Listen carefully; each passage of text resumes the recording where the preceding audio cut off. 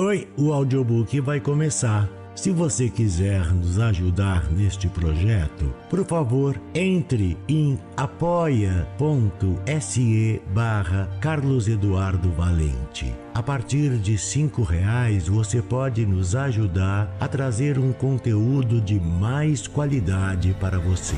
Você também pode se inscrever em nosso canal do YouTube e tornar-se membro para ter conteúdos inéditos antes de qualquer outra pessoa. Espero que gostem do que vão ouvir. Um grande abraço a todos. Use seu fone de ouvido para uma maior imersão. Do narrador Carlos Eduardo Valente. Contato carlão50@gmail.com.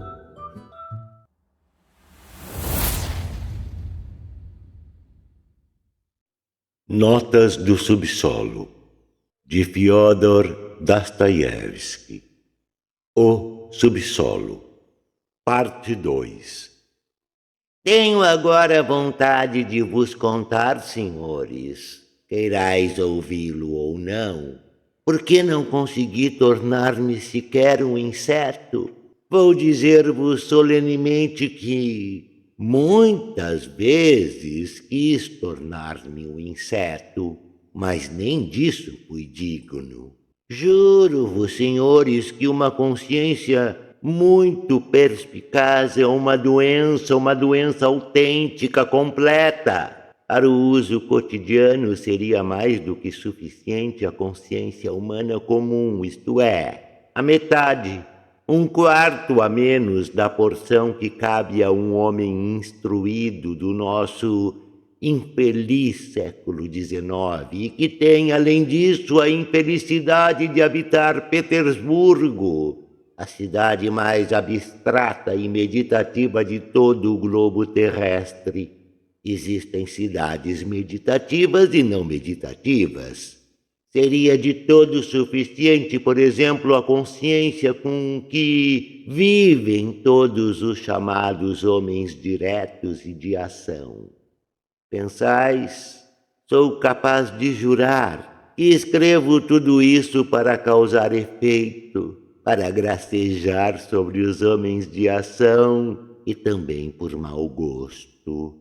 Que faço tilintar o sabre tal como o meu oficial. Mas, senhores, quem é que pode vangloriar-se das próprias doenças e ainda procurar causar com elas um efeito? Aliás, eu digo, todos fazem isto. É justamente das doenças que se vangloriam, e eu talvez mais que ninguém. Não discutamos. A minha objeção é absurda. Apesar de tudo, estou firmemente convencido de que não só uma dose muito grande de consciência, mas qualquer consciência, é uma doença. Insisto nisso. Mas deixemo-lo também por alguns instantes. Digam-me o seguinte: por que me acontecia como se fosse de propósito naqueles momentos? Sim, exatamente naqueles momentos em que eu era capaz de melhor apreciar todas as sutilezas do belo e sublime, como outrora se dizia entre nós. Por que me acontecia não apenas conceber, mas realizar atos tão feios? Atos que, bem, numa palavra, atos como os que todos talvez cometam, mas que, como se fosse de propósito, me ocorriam exatamente nos momentos em que eu mais nitidamente percebia que de modo algum devia cometê-los. Quanto mais consciência eu tinha do bem e de tudo o que é belo e sublime, tanto mais me afundava em meu lodo e tanto mais capaz de imergir nele por completo. Porém, o traço principal estava em que tudo isso parecia ocorrer-me não como que por acaso, mas como algo que tinha de ser. Dir-se-ia que este era o meu estado normal e que não se tratava de doença, de um defeito, de modo que, por fim, perdi até a vontade de lutar com este defeito. Finalmente quase acreditei, e talvez tenha acreditado realmente, que o meu estado normal era esse. E no início, quanto não sofri nesta luta! Não acreditava que o mesmo acontecesse a outrem e, por isso, mantive-o em segredo a vida toda. Envergonhava-me disso, e talvez me envergonhe ainda hoje. Chegava a ponto de sentir um certo prazerzinho secreto, anormal, ignobilzinho, quando às vezes, em alguma terrível noite de Petersburgo, regressava ao meu cantinho e me punha a lembrar com esforço que naquele dia tornara a cometer uma ignomínia e que era impossível voltar atrás.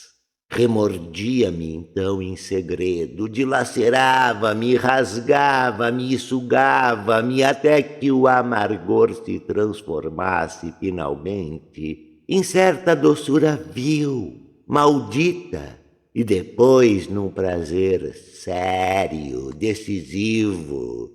Sim, num prazer, insisto nisso.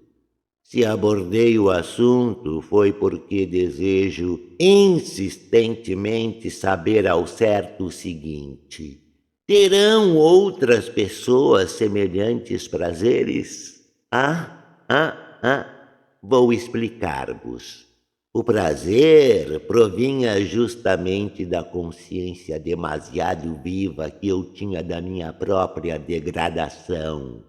Vinha da sensação que experimentava de ter chegado ao derradeiro limite, de sentir que, embora isso seja ruim, não pode ser de outro modo, de que não há outra saída, de que a pessoa nunca mais será diferente, pois ainda que nos sobrasse tempo e fé para isso, certamente não teríamos vontade de fazê-lo, e mesmo que o quiséssemos, nada faríamos neste sentido, mesmo porque em que nos transformaríamos?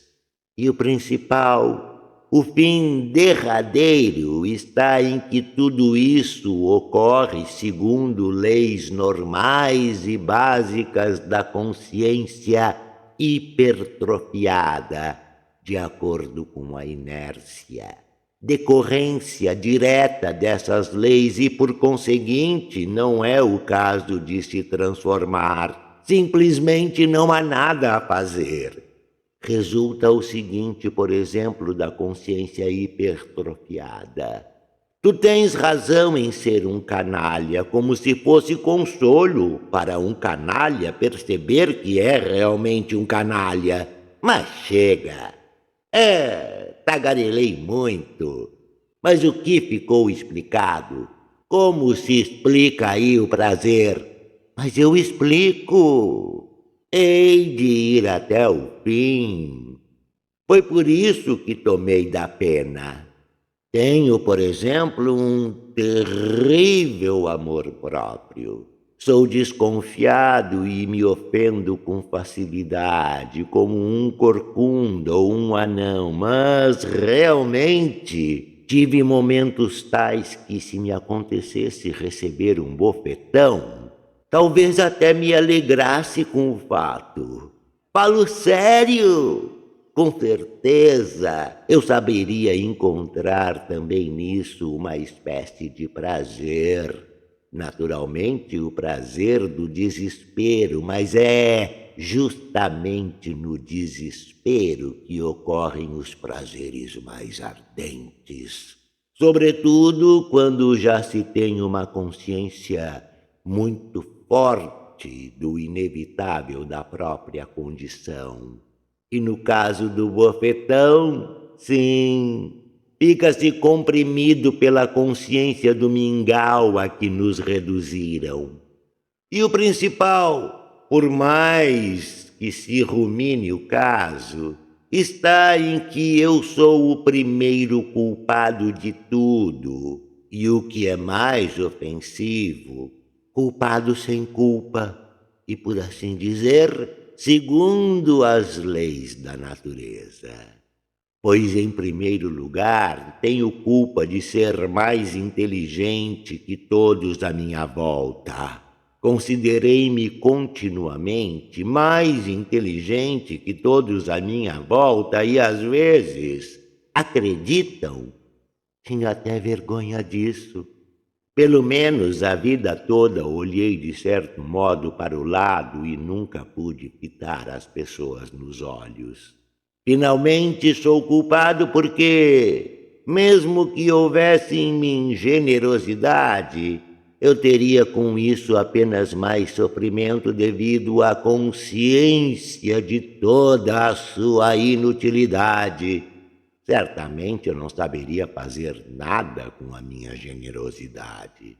Nem perdoar, pois o ofensor talvez me tivesse batido segundo as leis da natureza, e não se pode perdoar as leis da natureza nem esquecer, pois ainda que se trate das leis da natureza, sempre é ofensivo.